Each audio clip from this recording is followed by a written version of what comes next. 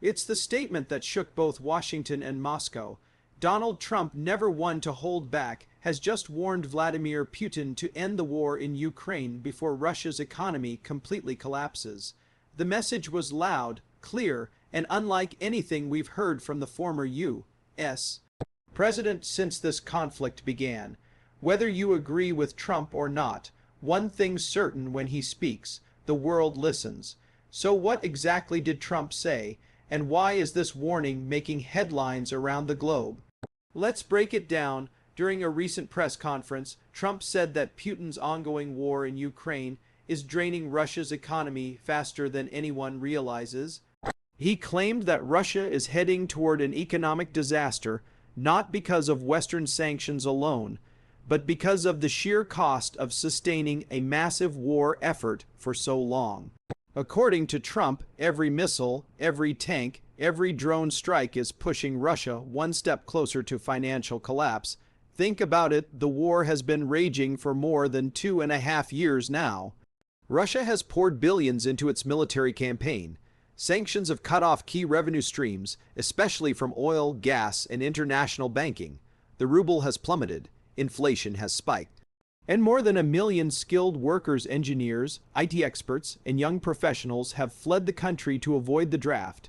The economic bleeding isn't just real, it's accelerating.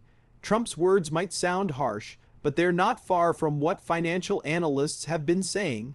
Russia's budget deficit is widening. Its foreign reserves, once among the world's largest, are being depleted. The government has been forced to print money and increase taxes to keep funding the war machine. The result: rising prices, shrinking wages, and an economy that's being held together with political tape. Trump, in his usual confident tone, said that Putin still has a way out, that he can end the war, claim a form of victory, and save Russia from collapse. He framed it almost like a business deal. Cut your losses now, walk away before the damage is permanent. It's a message that blends Trump's trademark bluntness with a sense of political calculation. But this isn't just about economics. It's about politics and power. Trump's statement comes at a time when global pressure on Russia is mounting again. Ukraine is receiving new waves of Western support, including long-range missiles and advanced air defense systems. Meanwhile, Russia's allies China, North Korea, and even Belarus are showing signs of hesitation. The longer the war drags on, the more isolated Moscow becomes. Trump, who's always positioned himself as a dealmaker, seems to be playing both strategist and showman here. By telling Putin to end the war, he's sending a message not only to Moscow, but also to Washington, that he could have managed this conflict better, that under his leadership, things wouldn't have reached this point. It's a familiar Trump tactic: criticize the current administration, position himself as the solution. Yet this time, his warning carries a ring of realism. Russia's economy is under immense strain. Even with oil exports to Asia, the cash flow can't cover the massive costs of war production. Western technology sanctions have crippled industries like aviation, semiconductors, and manufacturing. And while the Kremlin insists everything is under control, everyday Russians are feeling the pain: higher food prices, shortages of Western goods, and a declining standard of living. Economists say Russia is increasingly turning into a war economy. That means almost every part of production is geared toward the conflict: weapons, uniforms, ammunition, while consumer needs fall behind. History shows this model isn't sustainable. When a nation spends more on destruction than creation, something eventually breaks. Trump's statement also hints at something bigger: the possibility that this war could end not on the battlefield, but in the economy. Wars rarely collapse armies first, they collapse wallets. When the cost outweighs the cause, leaders are forced to rethink their strategy. That's what Trump is banking on: that economic collapse might do what diplomacy hasn't, force Putin to reconsider. But here's the twist: Putin might not see it that way. He's always presented himself as the man who can endure pain, outlast sanctions, and defy Western pressure. To him, backing down could look like weakness, something his entire political brand is built to avoid. That's why Trump's warning, while bold, may not immediately change Putin's course. Still, it adds pressure both internationally and at home. Inside Russia, cracks are starting to appear, business elites are frustrated, the middle class is shrinking, military mothers are protesting quietly, and the younger generation, who grew up on social media and global culture, are questioning the future they're inheriting. All of this builds up not as a sudden revolution, but as a slow, steady erosion of confidence in leadership. That's the kind of economic decay Trump is referring to, not an instant collapse, but a gradual unraveling that eventually becomes impossible to reverse.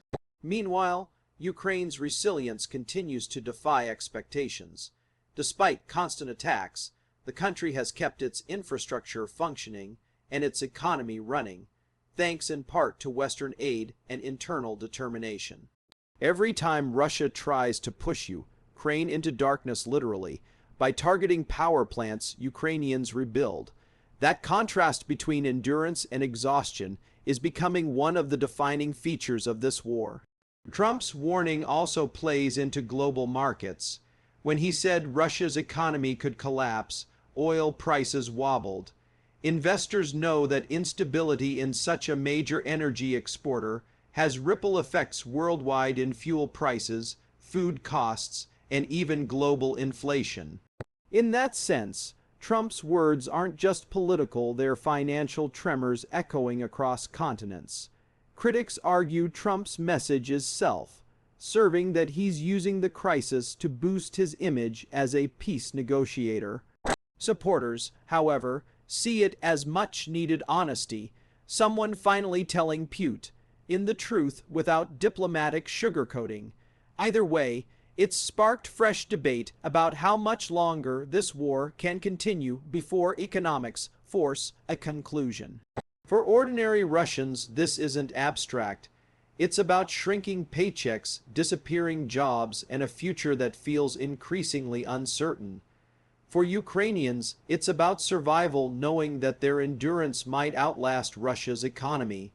And for the rest of the world, it's about what kind of order will emerge after the dust settles, one ruled by force or one shaped by resilience. Trump's message may not end the war overnight, but it's a sign that even global power players are recognizing the limits of Moscow's endurance.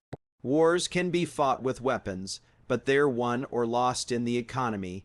As the world watches Putin's next move, one thing is clear: the clock is ticking. The longer this war drags on, the deeper the cracks will grow in Russia's economy, in its leadership, and in its image as an unshakable power. What Trump said might be blunt, even controversial, but maybe that's exactly what this moment demands: a cold, hard truth about the cost of endless war.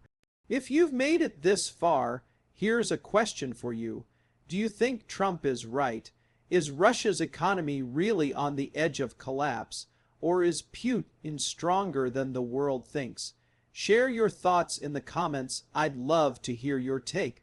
And if you found this breakdown insightful, make sure to like this video, subscribe for more real-time updates on the Russia-Ukraine conflict, and share it with someone who follows global politics.